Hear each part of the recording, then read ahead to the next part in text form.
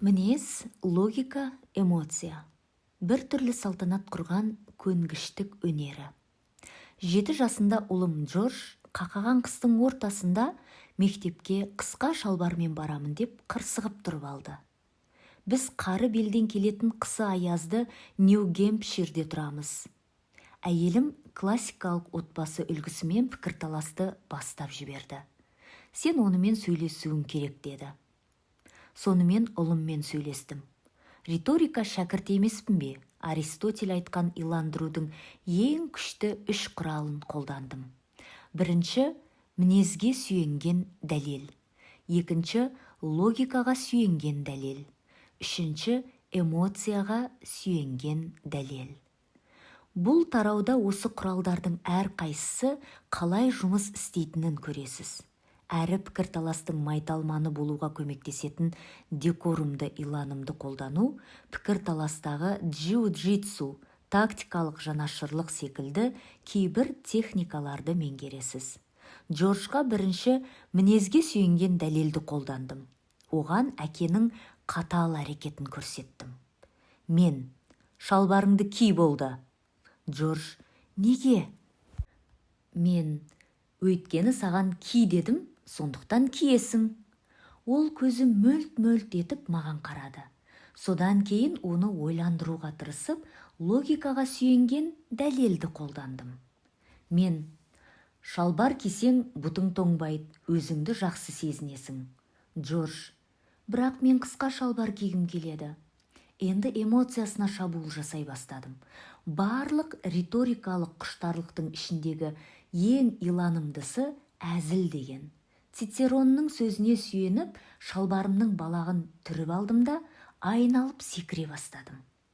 Мен, до, қарашы маған. Мен жұмысқа қысқа шалбар киіп барамын. Ақымақ сияқты көрінемін бе?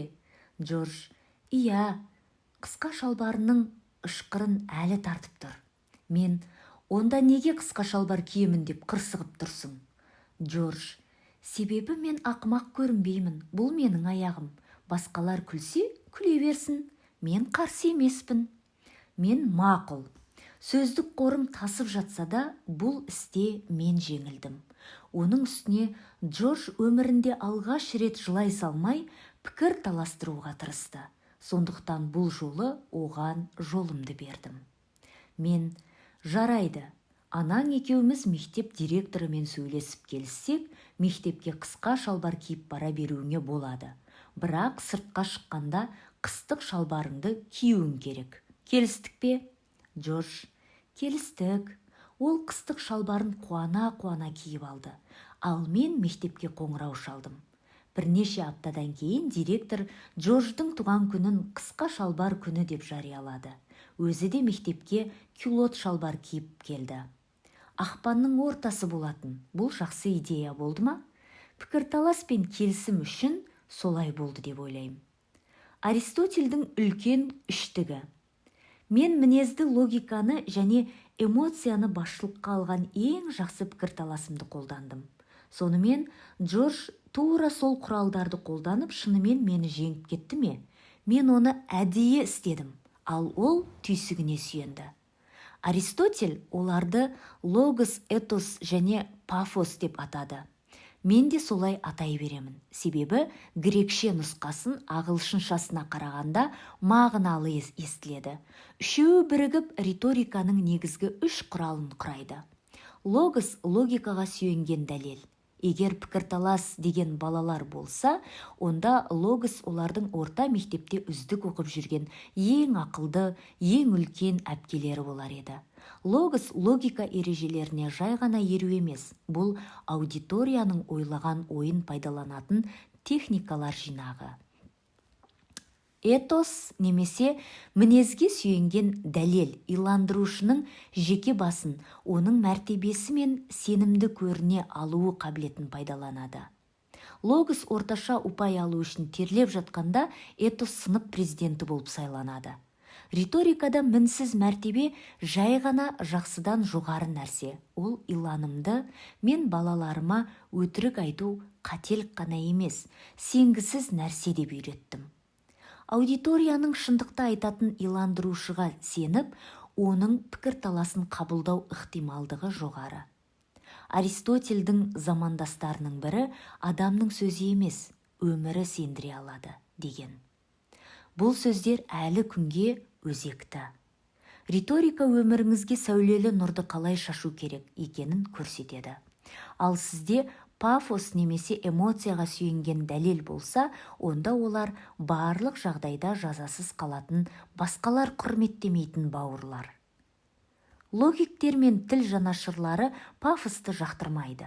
Алайда логиканы ойлап тапқан Аристотель оның пайдалы екенін мойындаған. Сіз біреуді логикалық тұрғыда иландыра алуыңыз мүмкін. Бірақ алдыңғы тарауда көргеніміздей, біреудің орнынан тұрғызып бір нәрсе істету үшін жарылғыш секілді әрекет ететін нәрсе керек. Логос, этос және пафос аудиторияның миына, түйсігіне және жүрегіне ықпал етеді. Ми фактілерді реттеуге тырысып жатқанда, түйсік басқа адамға сенуге болатын болмайтынын саралайды. Ал жүрек елжіреп, бір нәрсе істеуге мәжбүрлейді. Олар тиімді иланымның өзегін құрайды. Джордж менің дәлелдерімді жоққа шығару үшін түйсігіне сүйеніп осы үшеуін қолданды. Оның этосы менікінен үстем болды. Мен өйткені саған ки дедім, сондықтан киесің. Джордж, бұл менің аяғым. Джорджтың логосы оның медициналық терминологиясына тиіспесе де, менікін жоққа шығарып тастады. Мен шалбар кисең, бұтың тоңбайды, өзіңді жақсы сезінесің. Джордж, басқалар күлсе күле берсін, мен қарсы емеспін. Ақыр оның пафосының ғажап екенін ұқтым. Кішкентай кезінде балам жылап жібермеуге тырысқанда астыңғы ернін тістеп алатын. Бұл әдіс Цицеронға ұнар еді. Еріннің тістелгенін емес, өзін-өзі қолға алсам деген күрестің көрінісін айтамын. Бұл бөлмедегі көңіл күйді күшейтеді. Цицерон шынайы эмоция жалған эмоцияға қарағанда иланымды болады деген. Джордждың да көз жасы сөзсіз шынайы еді. Жыламауға тырысқан сайын көзі жасқа тола берді. Менің де пафосым тиімді болды деп айтайын десем, шалбарымның балағын түріп алғанда Джорджға күлкілі көрінбеді. Ол тек менің ақымақ сияқты көрінгенімді құптады. Риториканы жатпай тұрмай оқып жүргенімде 7 жасар баланың алдында жер болып қалғаным-ай. Дәл осындай оқиға әйелім екеуміздің арамызда да болды. Дороти, онымен сөйлестің бе? Мен, иә, мәселені шештім. Джордж та дәл осы сәтте күтіп тұрғандай қысқа шалбармен бөлмеге кіріп келмесі бар ма? Дороти, онда неге қысқа шалбар киіп жүр? Джордж, біз келісімге келдік. Дороти, келісімде, мектепке қысқа шалбар киіп баруға болады деп келістің бе? Мен, айттым ғой мәселені шештім деп. Үйге келгенде аяғы рауғаштың сабағына ұқсап қалса не болады екен? Оның терісіне қатты алаңдамай, Доротидің болжамын ақтауға көбірек тырыссам да, менің сендіре алатын балаларды тәрбиелеу деген жеке мақсатыма екеуінің айтарлықтай қатысы жоқ еді. Егер Джордж пікірталаста ойындағысының бәрін ақтарып тастаймын деп шешсе, оған жол беруге дайын едім. Сол кезде екеуміз де жеңдік деген ой ұнаған болатын. Жоғары сыныпта ол өзінің даралығын мүлде басқаша танытты. Мектепке галстук тағып, тіпті шалбар киіп барды. Логос, пафос және этос дауласып жатқан 7 жасар баладан басқаларын да пікірталаста жеңу үшін әдетте бірге жұмыс істейді. Қарсыластың логикасын және аудиторияның эмоциясын пайдаланып, аудиторияны оп-оңай баурап алуға мүмкіндік бар. Олар тіпті пікірталасты қолға алғаныңызға дән риза болады. Логос логиканы бөлмеде қолданыңыз. Кейінірек риториканың барынша драматикалық логикалық тәсілдерін қарастырып, шешендік арқылы аудиторияны қалай бағындырып алуға болатынын көрсетеміз. Біріншіден, логостың ең күшті құралы концессияны жақсылап меңгеріп алайық. Бұл қара күштен гөрі нәпсіні тежей алуды талап ететін Рембодан гөрі жеди серіге көбірек ұқсайды. Бірақ ол риториканың салтанатты әдістерінен гөрі логостың мықты өзегіне жақынырақ. Тіпті ең агрессивті маневрлардың өзі қарсыластың идеясы мен аудиторияның алдын ала ойларына кезек береді. Адамдарды сендіру үшін, яғни өз қалауыңызды таңдатып, өзіңіз қалаған істі істету үшін бөлмедегі барлық ресурс қажет. Ал ең жақсы ресурстың бірі қарсыластың аузынан шығатын сөз. Кельвин мен Хоббс комиксі есіңізде ме? Әкесі велосипед тебуді үйретуге тырысқан кезде Кельвин елпектеп әкесіне жол береді. Әкесі: «Қара Кельвин, денеңді аздап бос ұста. Денеңді бос ұстасаң, тепе-теңдікті сақтай аласың». Кельвин: «Қолымнан келмейді. Тура келген ажал денемді қатайтып жіберді. Мұны мойындаймын». Ақылды бала екен. Өзі үрейі ұшып әрең тұрса да, пікір таласты бақылауда ұстап тұр. Денесінің қатайып тұрғанын мойындай отырып, ол жүйке мәселесін ең күшті дәлелі бар қауіпке айналдырып жіберді. Саудагерлер тауарын өткізу үшін концессияны қолданғанды жақсы көреді. Бұрынғы бастығым сауда-саттық саласында жұмыс істеген еді. Ол ауру қалса да әдет қалмайтынын дәлелдеп берді. Маған ешқашан қарсы шыққан емес, бірақ көбінесе менің ұсынысыма қарсы өз ойын орындататын.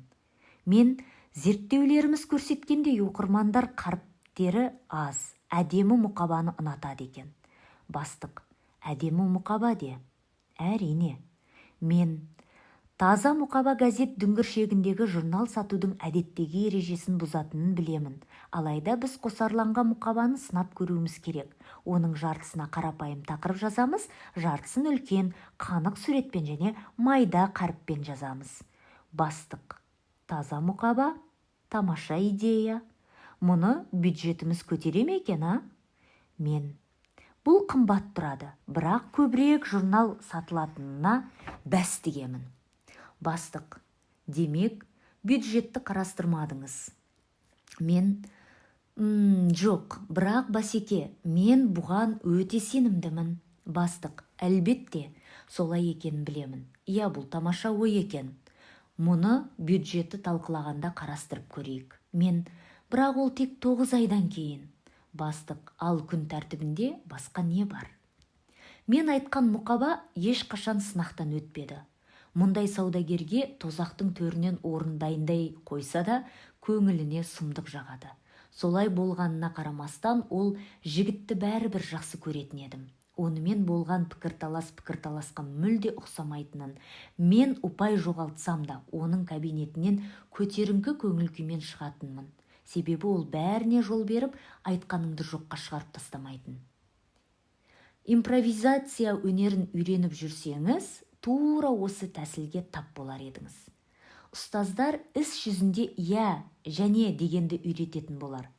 Бұл басқа адамның айтқанын қабылдай отырып, оны даму барысында қолдануды білдіреді. Жан-жарыңызбен бірге тұрған көріністі елестетіңіз. Әйеліңіз бастайды: «Қарашы, біздің шатырдан пингвиндер ұшып жатыр. Мұны қалай қабылдайсыз? Көңілге қонымды ма?» Сіз: «Олар пингвин емес, пингвиндер ұша алмайды. Оның үстіне біз Флоридада тұрамыз.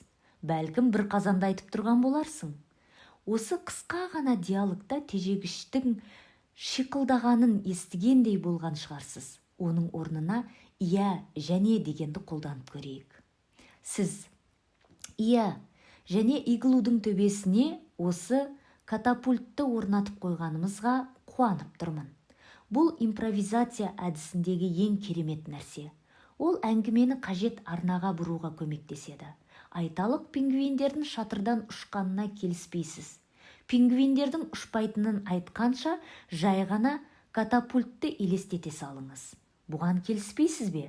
Біздің әңгімемізде ұшқыр қиялдың дәл осындай түрі болмаса да, дәл сол қадам саяси пікірталаста керемет жүзеге асады. Бұл тәсіл ішінара сергітетіндіктен концессияның озық үлгісін саясатта байқап көруге болады. Қарсыласыңыздың айтқандарына келіспейтініңізді түк сездірместен пікірталасты соңына дейін апара алар ма екенсіз? Көрелік. Әйеліңіз: үкімет менің қауіпсіздігімді қамтамасыз ету үшін жеке өмірімнің шағын бөлігінен бас тарта аламын. Сіз: қауіпсіздік маңызды. Әйеліңіз: бірақ телефонымды таңдайтындай маңызды емес қой. Сіз: жоқ, сен ешқашан қайықты шайқамас едің. Әйеліңіз: әрине, болып жатқан жағдайға келіспесем айта саламын. Сіз: солай істейтініңді білемін, үкімет сенің үстіңнен іс қозғай берсін. Осы сәтте досыңыздың құлағынан аздап түтін шыға бастағанын байқайсыз. Абыржымаңыз, бұл ментальды механизмнің артқы дөңгелекпен жүре бастауының табиғи белгісі. Гректер жергілікті концессияны дәл осы себепті жақсы көрген. Ол қарсыласыңыздың тура сіздің көзқарасыңызбен сөйлеуіне мүмкіндік береді. Пафос аудиторияның көңіл күйінен бастаңыз. Жанашырлық тыңдарманның пафосына қосылуы. Көңіл күйге қарсы келмеңіз, оны теріске де шығармаңыз. Оның орнына үлкен Джордж Буш маған бәрібір емес деп айтқандай уайымдап тұрғаныңызды дәлелдеп риторикалық жанашырлық танытыңыз. Қабағы қату, мазасы кеткен ашулы адаммен бетпе-бет келгенде: ой, томырайып түріңе не болған деп айғайламаңыз. Көңілсіз келе жатқан кішкентай қызға жанашырлық таныту деген қабағыңды аш деп тістене сыбырлау емес, қайта оның көңілін аулау. Аудиторияның сезіміне осылай жауап қату арқылы олар көзқарасыңызға қарай эмоцияңыздың қалай өзгеретінін көре алады. Цицеронның пайымдауынша, ұлы оратор аудиторияға өздерін қалай ұстау керегін көрсете отырып, өзіне еліктеуге лайық эмоциялық үлгі қалыптастырады. Кішкентай қыз: мен шарымды жоғалтып алдым. Сіз: қап, солай ма? Кішкентай қыз қатты жылай бастайды. Сіз әлі де көңілсіз көрінуге тырысып тұрасыз. Қолыңдағы не нәрсе? Кішкентай қыз: апам динозавр сыйлаған. Сіз қолпаштап: динозавр? Табиғатынан жанашыр әйелім біреудің қабағына қарауды өте жақсы біледі. Ол менің ішкі эмоциямды сыртқа шығара алады. Тіпті мен өзімді солай сезінгенім үшін ұялып кетемін. Бір күні жұмыстан қатты ашуланып келдім. Жұмыс беруші марапатқа ілінген журналды айтып құттықтау үшін түкке де істеген жоқ. Дороти мүлде еш нәрсе істемеді ме? Тіпті электрондық поштаңа құттықтау хат жібермеді ме? Мен: жоқ. Дороти, олар сенің бойыңда жақсы қасиетің барын білмейді ғой. Мен: енді. Дороти: электрондық хаттың өзі жеткіліксіз болар еді, олар саған сыйақы беруі керек. Мен: ол соншалықты үлкен марапат емес еді. Әйелімнің мені қолдағаны сонша аяқ астынан өзімді бағаламаған бастығымның жағына шығып кеттім. Оның маған шын ниетімен жанашыр болғанына шүбә келтірмеймін. Бірақ оның әсері менің көңіл күйімді көтеру үшін өзінің бар риторикалық шеберлігін қолданғандай болды. Мен аздап ыңғайсыздансам да, шынымен өзімді жақсы сезініп қалдым. Этостың декорум деп аталған тағы бір концессия жағы бар. Бұл бәрінен де маңызды джиу-джитсу, сондықтан келесі тарау түгел сол жайында болмақ. Құралдар. Исаак Уолтон өзінің The Complete Angler, мінсіз балық аулау кітабында осылайша өз бақаңды пайдалан дейді. Ілмекті оның аузына тық. Содан кейін желбезегін суырып ал және оны жақсы көріп тұрғандай істе. Бұл сізге аудиторияңызды жақсы көріп тұрғандай етіп көрсетуге үйрететін осы тараудың қорытындысы секілді. Осы құралдың барлығы қарсыласты түсінуді және аудиторияға жанашыр болуды талап етеді. Логос – логикаға сүйенген дәлел. Біз қарастырған бірінші логикалық тәсіл концессия қарсыластың дәлелін өз мүддеңе пайдалану. Пафос – эмоцияға сүйенген дәлел. Ең маңызды һәм әсерлі әдіс жанашырлық аудиторияның эмоциясына қамқорлық танытып, содан кейін олардың көңіл күйін пікірталасқа сай өзгерту. Этос мінезге сүйенген дәлел. Аристотель мұны бәрінен маңызды, тіпті логостан да артық деп айтқан. Логика, эмоция және мінез риториканың ең басты құралдары. Осылардың әрқайсысын меңгерудің нақты жолдарын танығыңыз келеді. Әрі қарай оқи беріңіз.